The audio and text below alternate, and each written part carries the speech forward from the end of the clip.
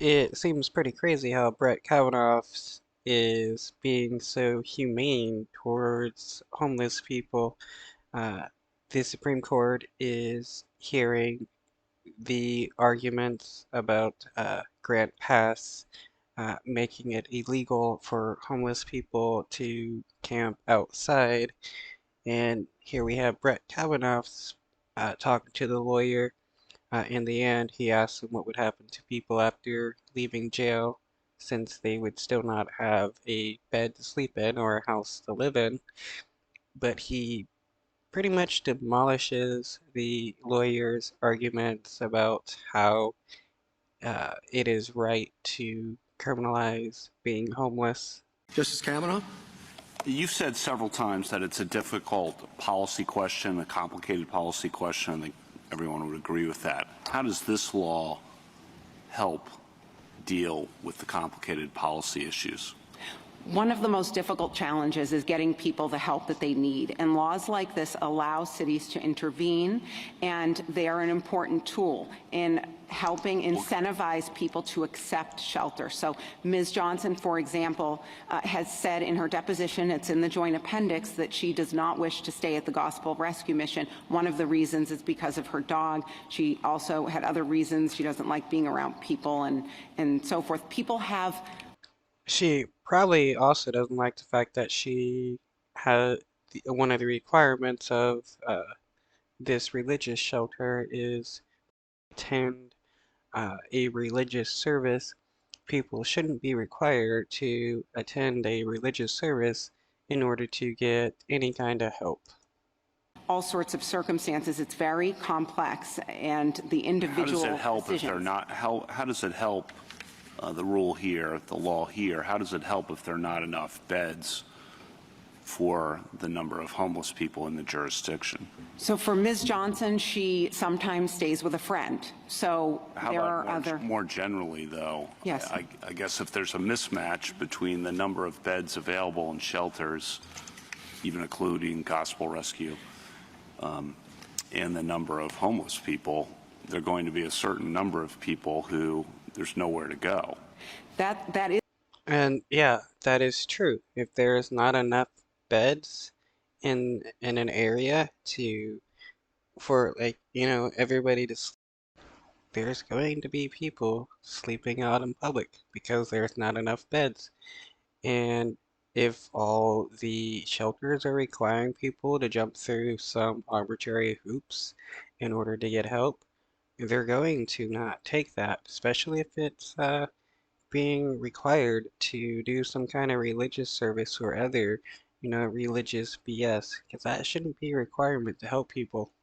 It is a difficult policy question, and how does this law Yes. help with that policy? So it encourages people to accept alternatives when they come up so that fewer people end up camping. It also... There is harm in simply camping. Whatever materials people are using when they are living in public spaces without plumbing and infrastructure, there's harm to the whole city and to the whole community as well as to them. We know that in... Okay, yeah, there's harm to people when they're forced to live outside in unsanitary living conditions without, running water, electricity, and stuff like that. But how does jailing them for being homeless solve that issue? The lawyer does not want to actually explain how that works.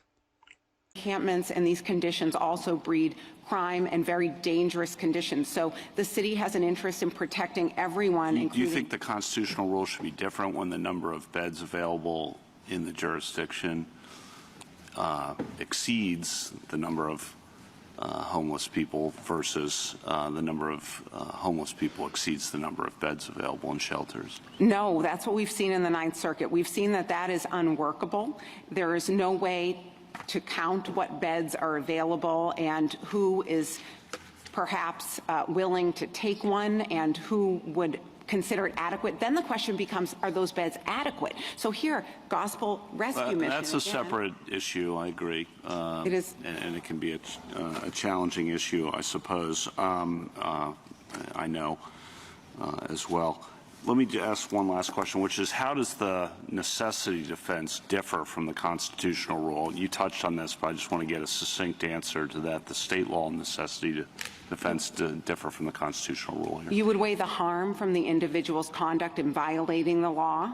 So if someone were camping near a school or near or doing something or engaged in some behavior that was particularly harmful, and they had another place where they could camp, that would be maybe a factor that you would raise in the necessity situation. It's narrower. So in a case of the Oregon cases. So she's trying to say that it's not a cruel and unusual punishment to jail homeless people for being homeless if they have a different place to camp, a place that where, people can't see them. Include people who are growing marijuana for medical reasons but without a license, and so the necessity defense was not accepted in that case because they could have obtained a license. So if a person had a friend to go to, had a bed available at the Gospel Rescue Mission, they would be expected to take it under the necessity defense. I think that's how it would play out. Though just because you have like friends or family doesn't mean they have like room to let you stay there or anything of the sort. So this idea that um, homeless people may know people that are living in houses doesn't change the fact that these people are homeless. I actually have one last question. When you get out of jail, if you end up, what's going to happen then? You still don't have a bed available, so how's this help? So I do want to make a point about that, about the criminal aspect. The trespass law here is only triggered after several civil citations. Right. No, and if you run through that cycle and you end up in jail for 30 days, then you get out. I mean, you're not going to be any better off than you were before in finding a bed if there aren't, going to my earlier question, if there aren't beds available in the jurisdiction, unless you're removed from the jurisdiction or you decide to leave somehow. No, there are services available, and the jurisdiction can put you in touch with services and programs to help you in those circumstances. And for many people, that is a point where they're able to get into treatment. So that intervention actually. So she wants to jail people so that they can then get help by getting in touch with services instead of helping these people get in touch with these services beforehand. And to let you know, for 30 days in jail in Oregon, it costs about $2,550 of taxpayer money to house a person in jail. You're better off giving homeless people that money so that they can possibly find a short-term living situation that they can rent instead of putting them in jail, because it is insane how she wants people to be housed and fed in jail for 30 days instead of helping homeless people be housed and fed in a proper, house and living condition. Uh, all this is about trying to remove homeless people from the sight of housed people to make it seem like homelessness doesn't exist in this area, and that is just truly insane and discriminatory